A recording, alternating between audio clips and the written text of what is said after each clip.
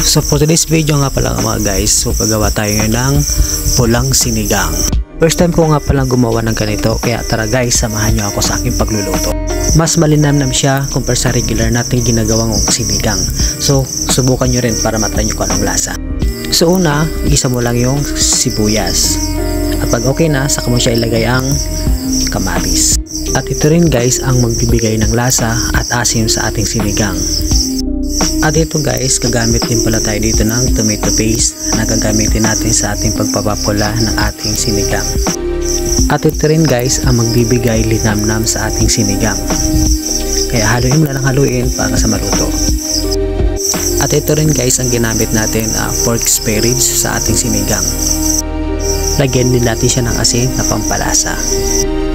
So sinabay ko na din pala dito guys ang gabi para lumambot na rin. Then, lagyan din natin siya ng tubig. Sa inyo na yan guys kung gaano karaming tubig ang gusto nyong ilagay. Ako kasi gusto ko sakto lang para andun yung lasa ng ating niluluto. Nilagyan ko din pala sila guys ng 2 perasong pork cubes, dagdag pampalasa ng ating sinigang. So, pakuluan mo lang sila guys ng 30 to 45 minutes hanggang sa maluto yung karne. Kapag okay na, so maglagay din tayo ng isang paketeng sinigang mix para maasim ang ating sinigang.